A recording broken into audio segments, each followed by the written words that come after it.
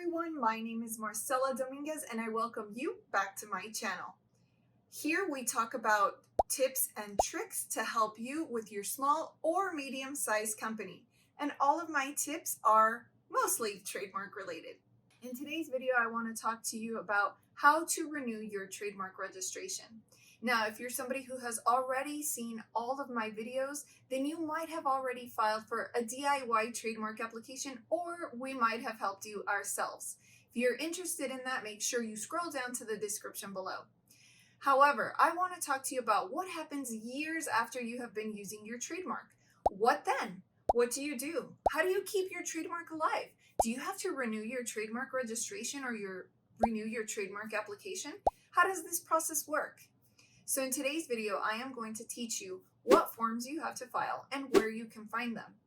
You see, this whole trademark registration process, after watching some tutorials, can be made a little bit easier, a little bit simpler, or a little less daunting.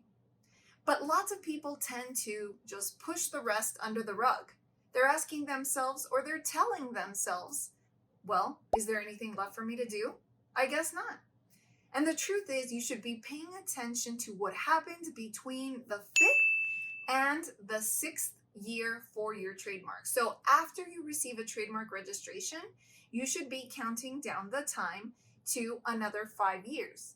Why is that? Why is the 5th and 6th year so important?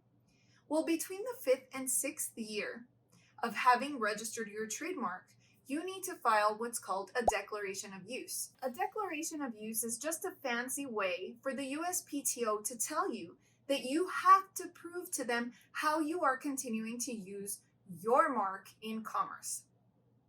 So if you haven't been using your mark in commerce, then you could also file a declaration of use, but it's actually called a declaration of non-use. Now, if you're curious about what a statement of use is and when you would even file one, then make sure that you watch this video right here where I go into detail and more depth about when to file it and why you should file a statement of use. Is it applicable to you? Check this video out. So a declaration of use is the USPTO's fancy way of saying we still need you to submit proof of use of your mark in commerce.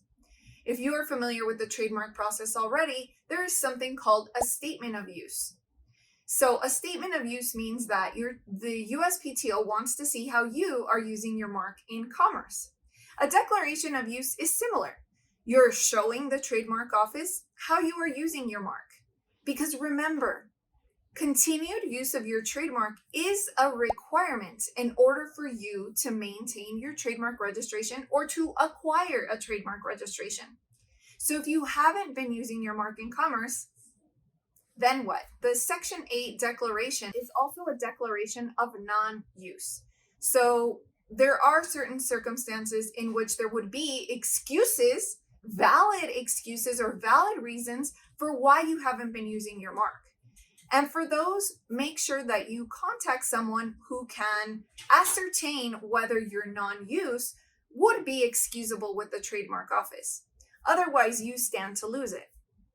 So, do you remember what years are very important in this trademark process? If you do, tell me in the comments below. I want to make sure you're paying attention. So, if you are interested in filing a declaration of use, a Section 8, then make sure that you scroll down into the description below, and that is something that we could help you with. Now, if you want to file this on your own, then make sure that you know exactly what you are going to put into that declaration of use. It is like any other form that you would fill out during the application process. In other words, don't make a mistake that you're going to regret, because sometimes it could be costlier to fix the mistake than it is to just file it and do it right the first time. So my question to you is, do you know where to go to find the right form? Well, lucky for you, I have included the link right here so you don't really have to go and look for it at the uspto.gov website. Don't get lost in the millions of forms that there are to file, because it can get a little confusing. So scroll down into the description where I have included the link for you in case you want to do it yourself. Again, if you have any questions, then make sure that you let us know. It doesn't cost any money to send us an email. So make sure that you send us your questions. And again, if you remember the years that I mentioned as being very important and critical to the renewal process, then tell me in the comments below what they were. This is a quiz, so make sure you tell me in the comments, and it should be a number, and that is your hint. So if this video was helpful and you learned more than you knew before you started watching, make sure to give me a thumbs up and also to hit the red subscribe button below so you could be notified of when I release more useful videos like this one. I look forward to seeing you and your questions in my inbox.